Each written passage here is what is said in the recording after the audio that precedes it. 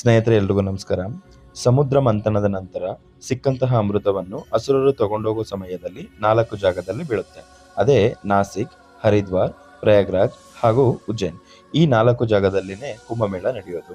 6 ವರ್ಷಕ್ಕೊಮ್ಮೆ ಅರ್ಧ ಕುಂಭಮೇಳ, 12 ವರ್ಷಗಳಿಗೊಮ್ಮೆ ಪೂರ್ಣ ಕುಂಭಮೇಳ ಹಾಗೂ 144 ವರ್ಷಗಳಿಗೆ ಒಮ್ಮೆ ನಡೆಯೋದೇ ಸದ್ಯಕ್ಕೆ ನಡೀತಿರೋ ಈ ಮಹಾ ಕುಂಭಮೇಳ.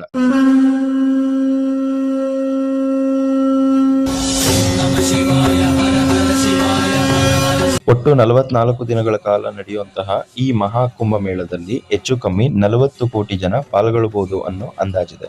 ಜನವರಿ 13ಕ್ಕೆ ಶುರುವಾದಂತಹ ಈ ಮಹಾ ಕುಂಭಮೇಳ ಫೆಬ್ರವರಿ 26 ಅಂದ್ರೆ ಶಿವರಾತ್ರಿ ಹಬ್ಬಕ್ಕೆ ಕೊನೆಗೊಳ್ಳುತ್ತೆ. ಪ್ರಯಾಗ್ರಾಜ್ನಲ್ಲಿ ನಡೀತಿರೋ ಈ ಮಹಾ ಕುಂಭಮೇಳಕ್ಕೆ ಈಗಾಗಲೇ 10 ಕೋಟಿಗೂ ಹೆಚ್ಚು ಜನ ಬಂದು ಇಲ್ಲಿರೋ ಸಂಗಮದಲ್ಲಿ ಮುಳುಗಿ ತಮ್ಮ ಪಾಪವನ್ನೆಲ್ಲ ಕಳ್ಕೊಂಡಿದ್ದಾರೆ. ಈ ಮಹಾ ಕುಂಭಮೇಳ ವಿಶ್ವದ ಅತಿ ದೊಡ್ಡ ಧಾರ್ಮಿಕ ಸಮಾರಂಭ ಅಂತ ಕರೆಸ್ಕೊಂಡಿದೆ.